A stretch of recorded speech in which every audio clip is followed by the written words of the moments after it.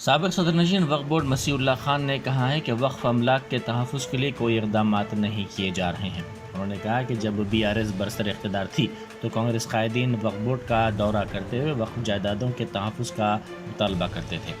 उन्होंने कहा कि हाल ही में वक्फ़ माफिया ने एक मस्जिद को शहीद कर दिया, लेकिन वक्फ़ बोर्ड इस पर खामोश है। आज जो अमेंडमेंट बिल जो पास होने की बात कर रहे हैं, जो ख़ासकर कांग्रेस हमेशा ये बोलती है कि मोहब्बत की दुकान खुल चुकी है, मोहब्बत की दुकान है, ऐसा है, लेकिन मोहब्बत की दुकान किसके लिए खुल चुकी है उसका अंदाज़ा मुझे नहीं हो रहा है, क्योंकि वफ़ एक्ट क्लियरली ये बोलता है कि वंस इज़ वफ़ इज़ ऑलवेज़ वफ़। और जो भी सर्वे होता है गवर्नमेंट से सर्वे होकर वफ़ सर्वे जो अपॉइंट करते हैं वफ़ कमीशन को देकर लैंड सर्विस डिपार्टमेंट से अलॉट कर गवर्नमेंट के तहत अपॉइंट होकर जो सो वफ़ की लैंड्स के सर्वे होते हैं। उसके बाद गवर्नमेंट की जानिब से उसकी गज़ट होती है, गज़ट जो कि नोटिफाइड गज़ट होकर जो सो यहाँ दी जाती है।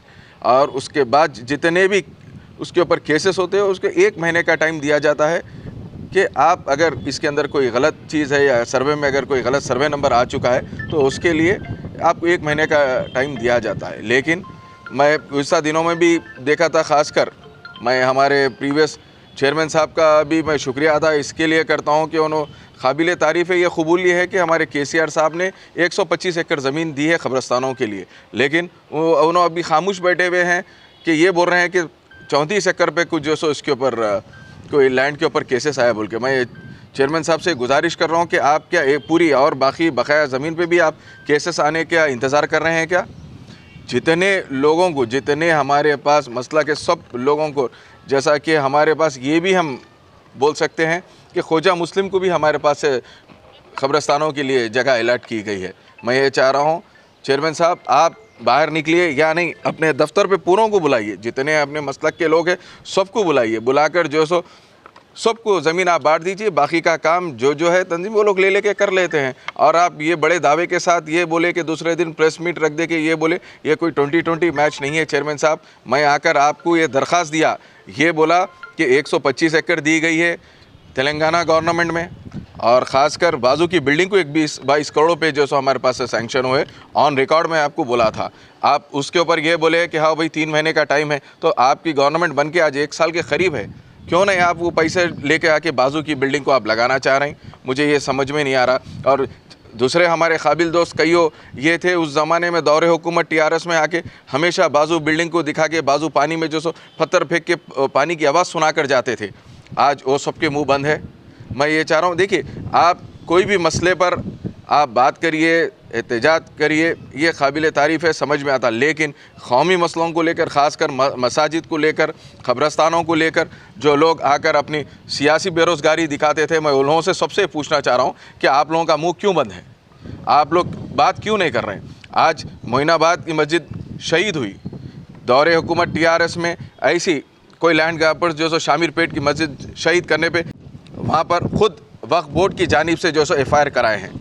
आप क्यों नहीं निकल रहे हैं? आप क्यों नहीं करा रहे हैं FIR? मैं आपसे ये पूछना चाह रहा हूँ। और रही दूसरी चीज़, मैं जब चेयरमैन था शामिरपेट की मस्जिद को इमीडिएट बग़ैर किसी के बात के उसके वक्फ बोर्ड की जानिब से 5 लाख रुपए हम दे के वहाँ पे बाउंड्री वॉल का काम शुरू कराने की कोशिश की। आप क्या कर रहे हैं? आप कब बाहर निकलते हैं? और मैं आपसे गुजारिश कर रहा हूँ चेयरमैन साहब, आप जल्द से जल्द जितने मसलक को अलॉट की गई है ज़मीन क़ब्रस्तानों के लिए, वो सब के ज़िम्मेदारों को, बड़े ज़िम्मेदारों को बुलाइए। मैं ख़ासकर जितने भी ज़िम्मेदार हैं मैं उनसे भी गुजारिश कर रहा हूँ, आप लोग वक्फ बोर्ड को जाइए, जाकर हम TRS की गवर्नमेंट में जो जगह दी गई है क़ब्रस्तानों के लिए, आप लोग जाइए, जगह ले लीजिए। और चेयरमैन साहब आप ये भी कह रहे हैं कि मैं दरख्वास्त कर चुका हूँ कलेक्टर साहब को उसकी बाउंड्री के लिए, पैसों के लिए। चेयरमैन साहब मैं आपको ये चीज़ और एक चीज़ आपको आगाह कर दे रहा हूँ, आपको बता दे रहा हूँ कि आपको ये चीज़ के बारे में लाइल्म है, आपको ये चीज़ नहीं मालूम है, या आपके जितने ऑफिसर्स नीचे है या आपका स्टाफ आपको गुमराह कर रहा है, ये जितने भी दिया जाता है ये ग्रांट नेट से इशू किया जाता है। जो क़ब्रस्तानों के लिए, ख़ासकर हिंदू ग्रेवयार्ड्स के लिए भी जो दिया जाता है, ये एक CM साहब की जानिब से आप दिया जाता है, आप कलेक्टर की जानिब से नहीं। कलेक्टर की जानिब से आपको ये पेश करना है ब्लूप्रिंट के साथ कि कितनी जगह है, उसको कितनी बाउंड्री वॉल को कितने पैसे लग रहे हैं, ये पूरा आपको उसका स्टेटमेंट बनाकर देना पड़ता है। मैं आपसे, आप गैर ज़रूरी के लोगों को ये बोल रहे हैं कि मैं आपकी स्पीच सुना हूँ, आप ये बोल रहे हैं कि मैं कलेक्टर को लिख दिया लेटर। क्या, कौन सा लेटर लिखे आप? कैसा लेटर लिखे? जब कि ये जो पैसे आते हैं ग्रांटनेट से आते हैं, कलेक्टर के पास इशू करने की अथॉरिटी जब होती है, आप जब उनको ब्लूप्रिंट बनाकर एक कॉपी बनाकर दिया जाता है तो होती है इसके अंदर। और अब जितने भी लोग कर्नाटका के लोगों को खासकर गुस्सा हम देखते थे प्रीवियस इलेक्शन में, कर्नाटका के कई मुसलमान दिग्गज लीडर, बड़े से बड़े लीडर आकर यहाँ पे बयानबाजी ये करें कि हमारे रियासत में मुसलमानों के साथ ऐसा है। मैं ये बता रहा हूँ कि बाजू की रियासत कर्नाटका की रियासत है, वहाँ पे कर्नाटका की रियासत में आज भी फजर की अजान जो सो बैन है। आप लोग क्यों नहीं पूछ रहे हैं ये बात?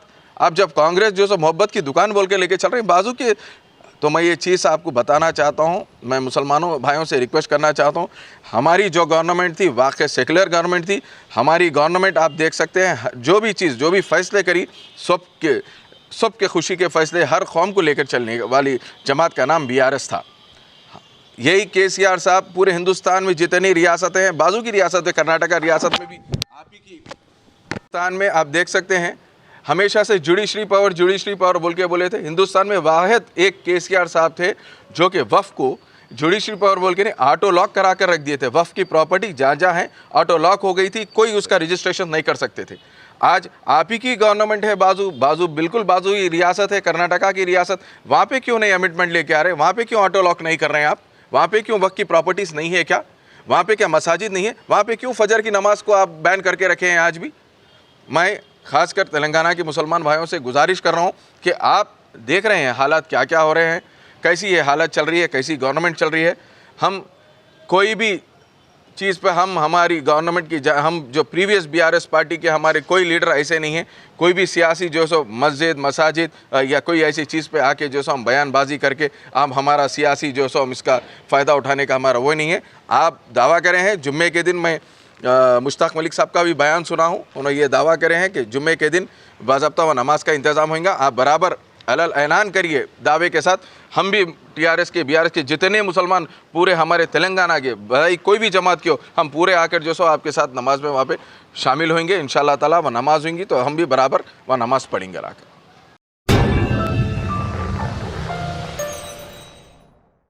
Germanton super speciality hospital, doctor Mir Jawad Zar Khan, senior experienced orthopaedic surgeon, bone fracture, joint replacement, hip replacement और स्पाइन सर्जरी कामयाबी से अंजाम दे रहे हैं। इसके अलावा neuro surgery, cardiology, gynaecology, dental, general medicine, dialysis और फिजियोथेरेपी जैसे शोबाजात में इंतहाई कामयाबी के साथ वाजबी फीस में इलाज किया जा रहा है। शेयरिंग और प्राइवेट रूम्स, अस्पताल में 24 घंटे MRI, CT scan, 2D digital x-ray, ultrasound, operation theatre, ICU और लैब की सहूलत दस्तयाब है। आपकी उम्मीदों के ऐन मुताबिक Germanten super speciality hospital, pillar number 150, Attapur, Hyderabad.